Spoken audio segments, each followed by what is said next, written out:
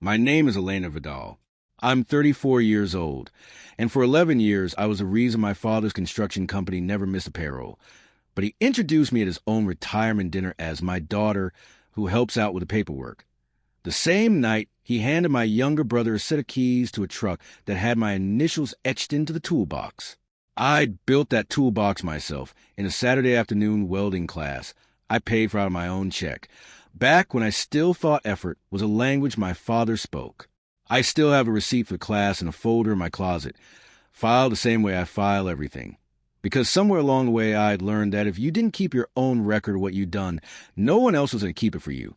Vidal Structural Group ran out a yard on the edge of town. 6-bay doors, a gravel lot that flooded every spring, and a front office with a window unit that rattled loud enough to drown out phone calls. I'd started there at 23. 3 years out of school with a business degree my father called the fancy piece of paper. Doing invoicing 2 days a week because a woman who'd done it for 15 years retired and nobody else wanted the job.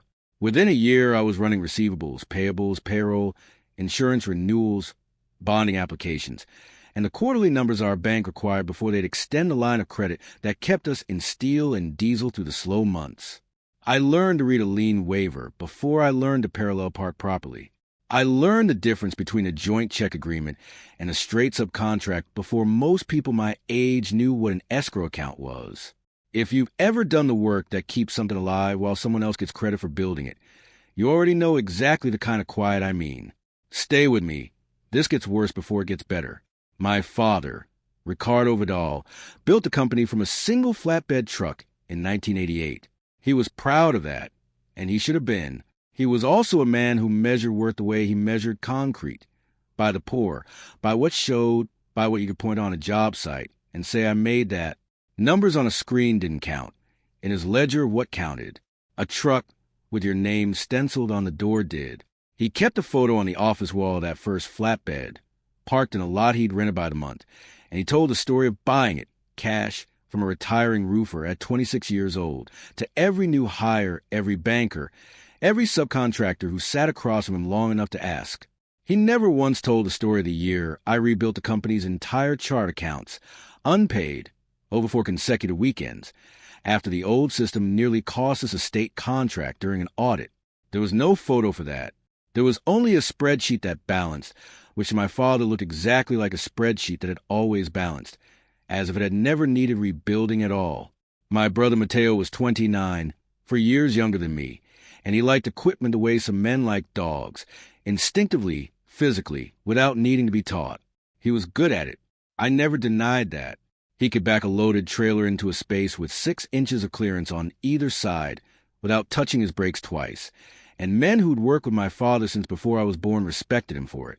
What Mateo could not do, and had never once tried to learn, was tell you within $400 what the company's cash position would look like in 6 weeks. That was mine. That had always been mine. I told myself, for a long time, that a father could love 2 children differently and still love them both completely. I told myself the truck, the keys, the way he said my daughter, who helps out like helping out was a hobby I'd taken up. I told myself none of it meant what it looked like it meant. It was a Tuesday in March when I stopped telling myself that. That Tuesday, my father called a meeting in the yard office. Himself, Mateo, our insurance broker Dennis Farr, and me. I assumed it was about the McAllister job, a mid-sized warehouse retrofit that had been eating more hours than we'd bid for. I'd spent the previous evening rerunning the job cause report 3 separate times, because the labor variance on McAllister Pour didn't reconcile the first 2 ways I tried it, and I wasn't going to walk into a meeting with numbers I couldn't defend. I brought the corrected version, printed and stapled, because that was what these meetings were for. My father didn't ask for the report. He asked Mateo to sit at the head of the table. I want people used to seeing him there, he said. To Dennis, not to me. Company's not going to run itself when I step back. My heart dropped the way it does when you realize, a half-second too late, that you walked into a room prepared for a meeting that isn't the one actually happening. I set the stapled pages on the table anyway. Nobody picked them up. I folded the napkin someone had left under the coffee pot into a smaller square and said nothing. The first time I understood with my whole body and not just some abstract corner of my mind, that my father had already decided what I was worth. I was 26. That was 6 years before the toolbox and the truck. 6 years before I signed the paper that made this company legally, if not visibly, half mine. And I remember exactly where I put that signed paper afterward, because even at 26, I already knew that some documents you keep in a filing cabinet and some documents you keep somewhere fireproof. I chose fireproof. I told myself I was being careful. I understand now I was already preparing for a day I couldn't have named yet.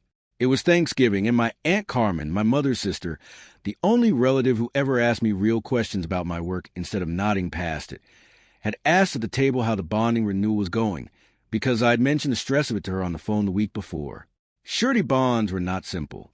A single lapse renewal could shut a company that size out of every public contract in the county for a year, and I had spent the better part of that November on the phone with our surety, going back and forth over collateral requirements after our broker at the time had gone quiet on the file for 2 weeks. She handles all that, my father said, not looking up from carving the turkey. Numbers and phone calls. Mateo's the one who'll actually run this place. The table went quiet in the specific way a room goes quiet when everyone has decided, together and without discussing it, to let something painful pass without acknowledging it. My mother reached over and refilled my water glass, which was already full. Mateo, to his credit, looked uncomfortable. He opened his mouth like he might say something, then didn't. My throat tightened, the particular tightness of a thing you've decided, on principle, not to say out loud at a holiday table.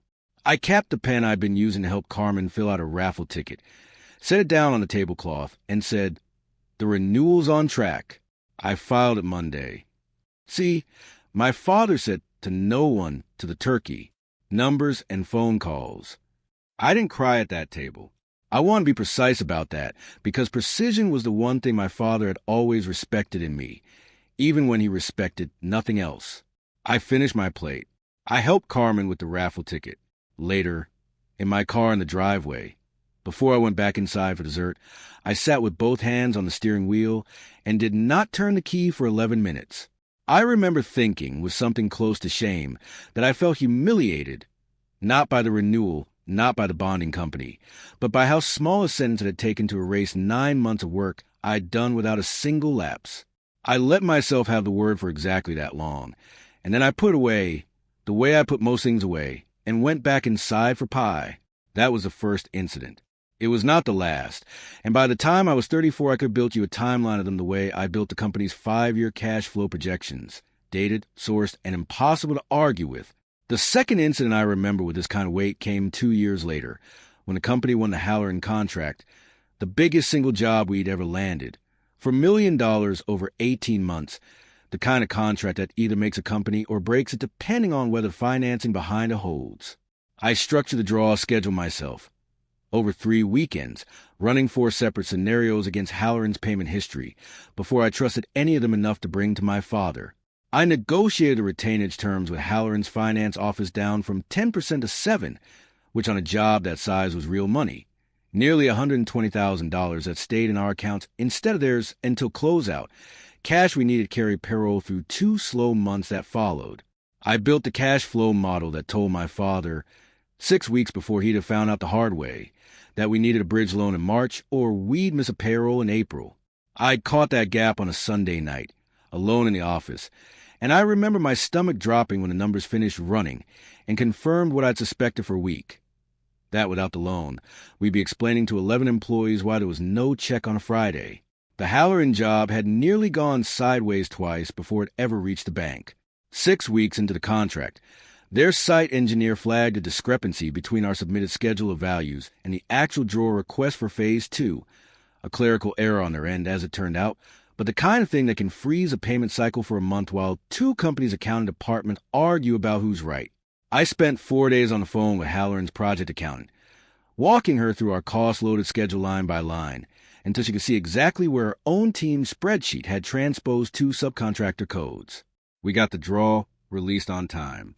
My father, when I told him it was resolved, asked only whether the crew would still get paid Friday. I said yes. He said good, and went back to walking the site with the superintendent. And that was the entire conversation. He took that model to the bank himself.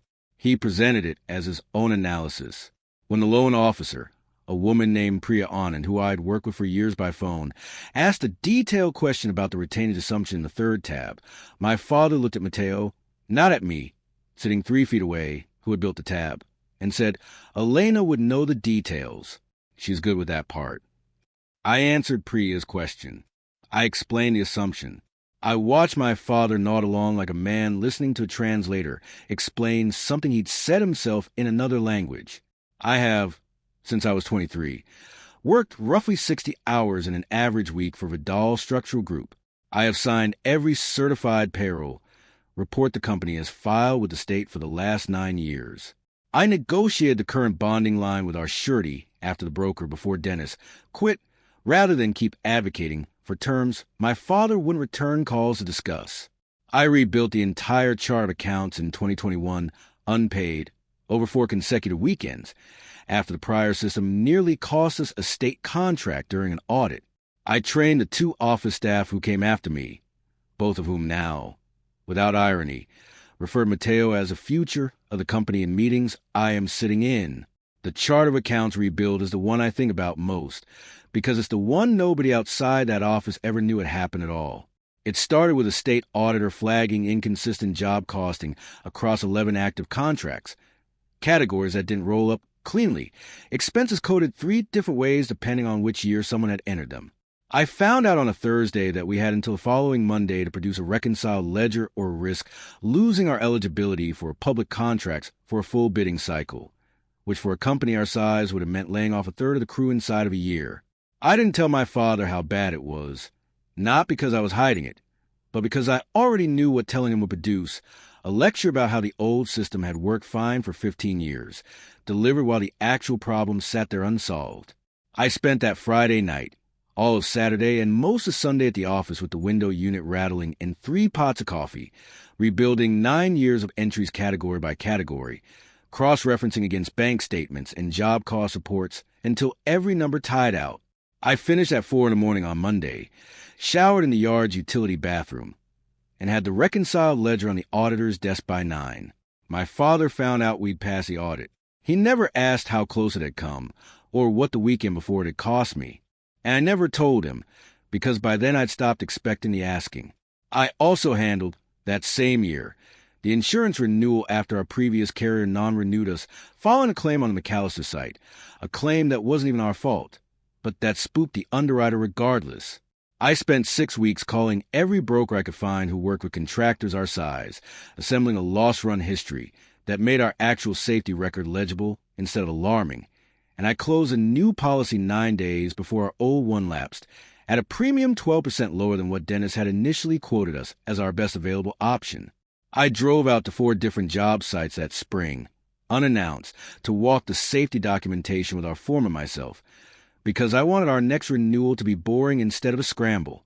It has been boring every year since.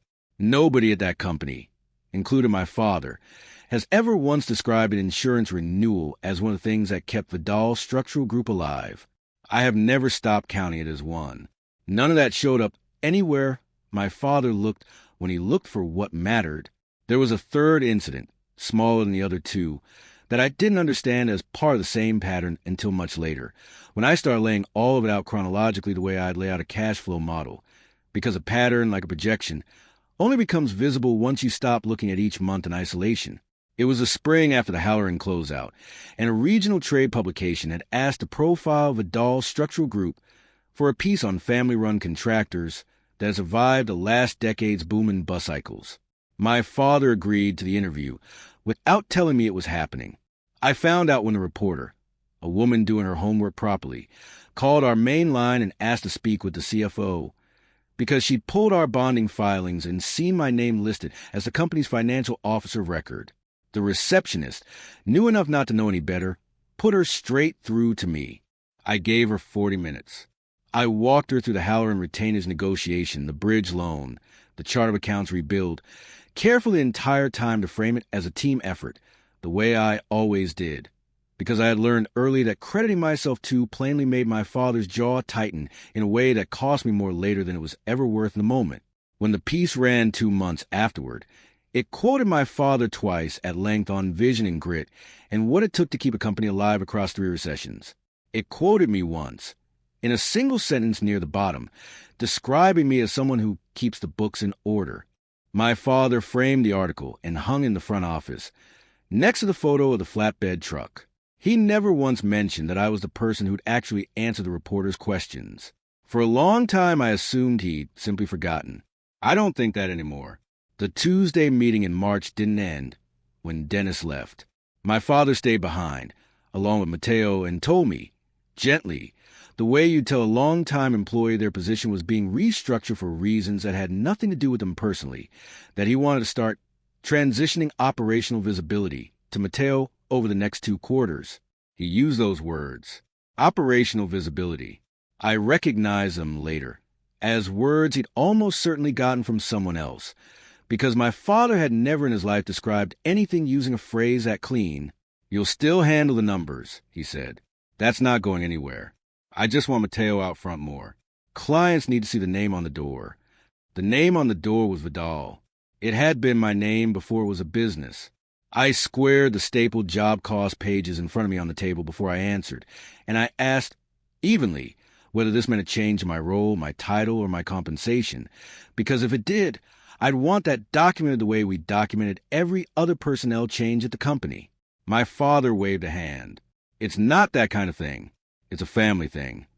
It was, I would learn 6 weeks later, exactly that kind of thing, the kind that gets documented, whether or not you're in the room when it happens.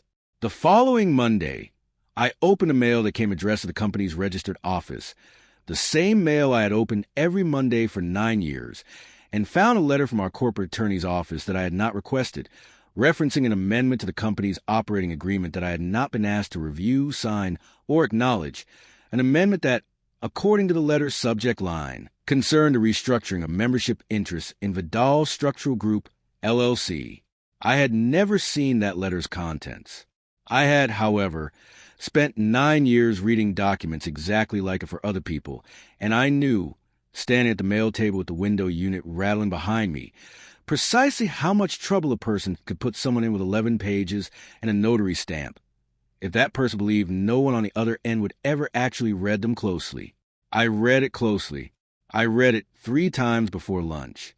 Then I went home that night and opened the fireproof box in my closet for the first time in longer than I could remember, and I set the off-white folder from 2015 on my kitchen table, and I read that one too, all the way through, the way I hadn't needed to in 9 years, because I'd never needed to argue with anyone about what it said. My father scheduled the signing for following Thursday, in the yard office, at 4 in the afternoon, the same table, the same rattling window unit. Dennis far absent this time because, my father said, this one's just family. He'd had the company's attorney, a man named Grant Ostrowski, whom I had spoken on the phone 11 times in 9 years, and met exactly twice, draft the amendment for Mateo to sign as incoming sole managing member. He wanted me there, he said, to keep the paperwork straight. His words, as if I were still there to hold the stapler. I brought a folder of my own. Mateo was already seated when I arrived, turning a pen over in his hands the way he did when he was uncomfortable and didn't know it showed. My father sat at the head of the table. Ostrowski sat beside him with a slim stack of documents lined up square to the table's edge, a pen resting on top, waiting for a signature that wasn't his to collect. We'll keep this quick, my father said.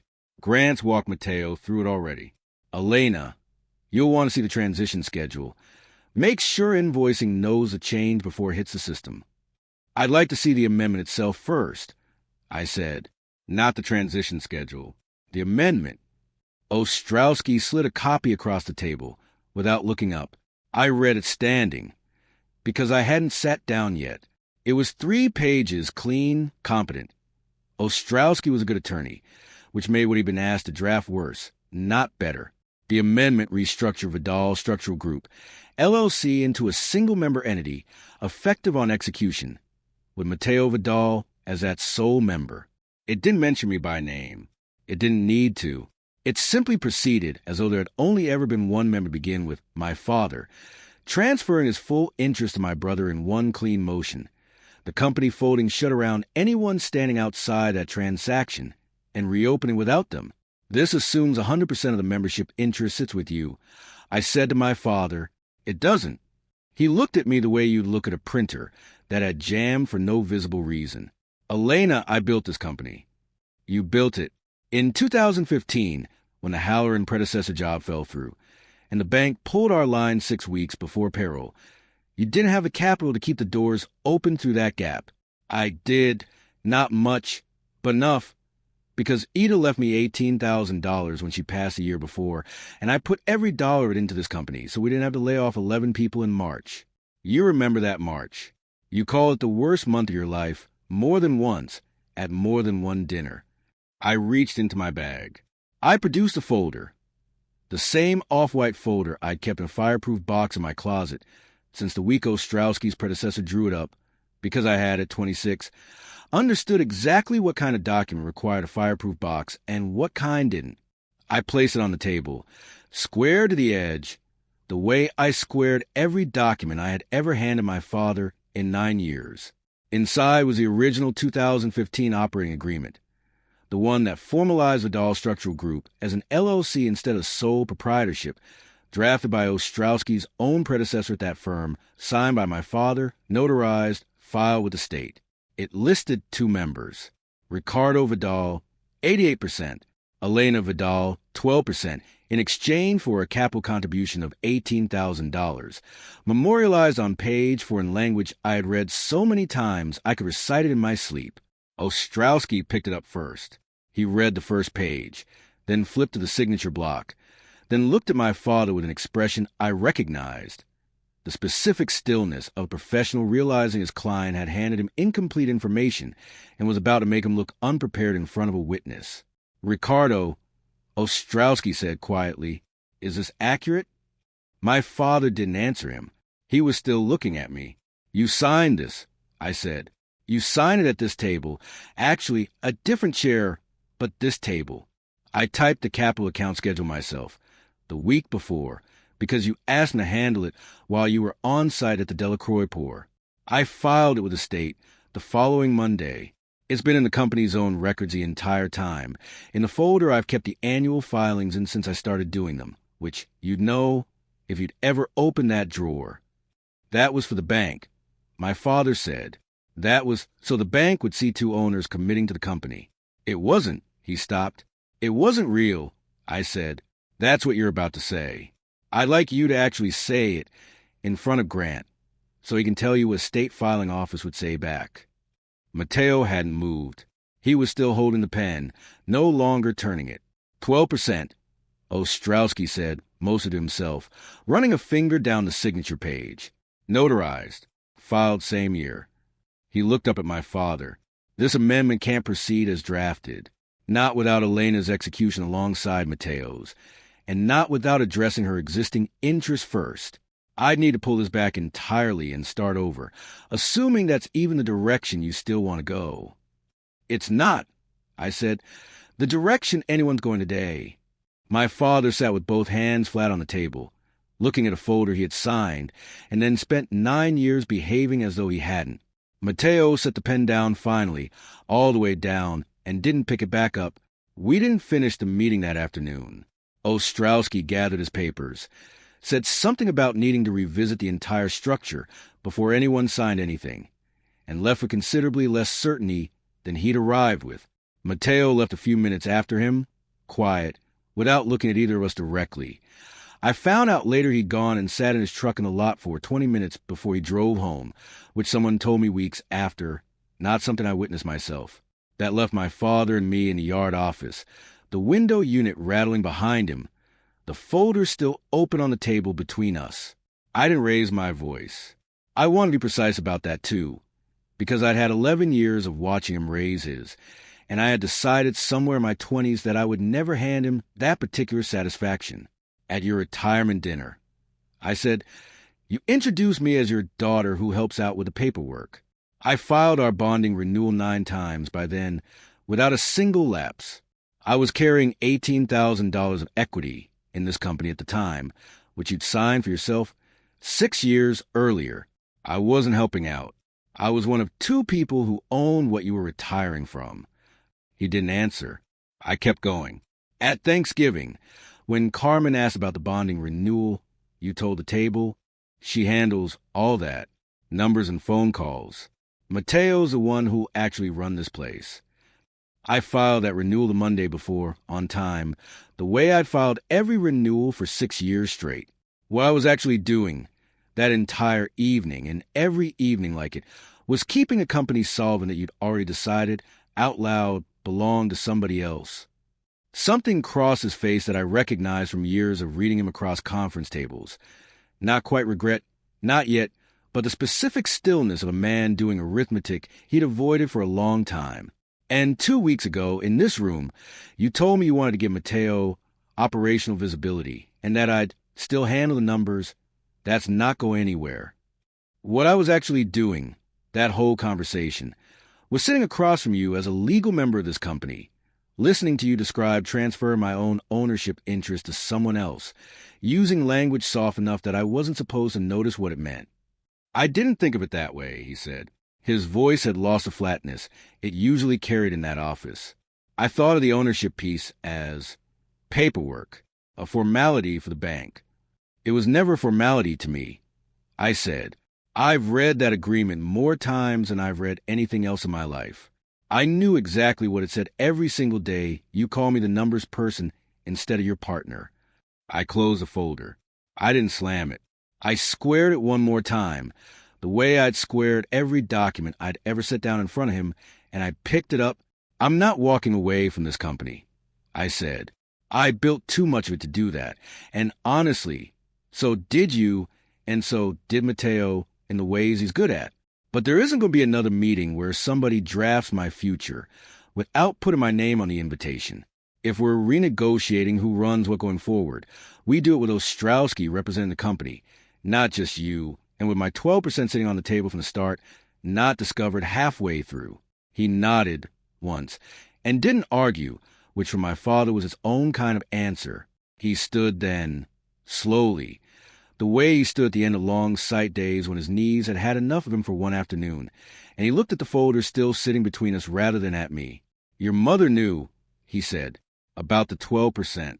She helped me pick the number. It was the first time in 9 years he had mentioned my mother's name inside a conversation about the company, and something in my chest went tight and unfamiliar hearing it, because I had never once considered that she might have been the one arguing for me in a room I wasn't in. I didn't ask him to say more. I understood, the way you understand certain things all at once, that this was as much as he had to give that day, and that pushing for more of it right then would cost both of us something neither of us could afford to spend. Mateo called me that night. He said he hadn't known, genuinely hadn't, he said, and I believed him, because Mateo had never once in his life pretended to understand a cash flow model he hadn't read. I would have said something, he told me. If I'd known you'd been sitting on 12% of this thing for 9 years, and Dad was acting like you were a bookkeeper he was doing a favor for, I told him I believed that too. I told him we'd figure the rest out with Ostrowski properly, on paper, where things stayed true, whether or not anyone remembered to say them out loud. I saw my father twice more that week, both times at the yard, both times ordinary, him walking a site with the superintendent, me at my desk reconciling McAllister closeout. Neither of us mentioned the Thursday meeting. That's not distance, or not only distance. It's how we'd always operated, in numbers and schedules instead of declarations, and I've stopped expecting that to change just because one afternoon in a yard office finally said out loud what a folder had been saying in ink since 2015. Ostrowski called on Friday to confirm he was drafting a new structure, one that named both members from the outset, with actual input from both of us on what operational visibility would mean in practice, on paper this time, instead of in a sentence my father could reshape later depending on who was in the room. I went back to yard the next morning. Same as always, because the company still needed its payroll run, and its invoices sent, and its bonding line kept current, and none of that stopped mattering just because the room finally understood what I'd always known about my own name on the door. I think about that folder sometimes, how it sat in a fireproof box in my closet for 9 years, true the entire time, waiting on nothing but someone finally asking the right question in the right room. I used to think proving myself meant doing more, working later, filing faster, being so good at the parts of this business no one else wanted that eventually someone would look up and see it.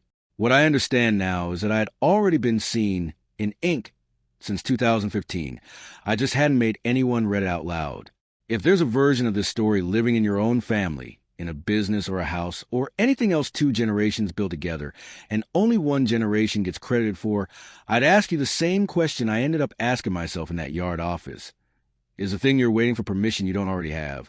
Or is it a document already sitting in a drawer, true the whole time, waiting for you to open it in front of the people who need to see it? This has been a fictional story, written for entertainment purposes. Any resemblance to real individuals or events is coincidental. If this story resonated with you, share it with someone who'd understand it, and tell us in the comments what you would have done in Elena's place.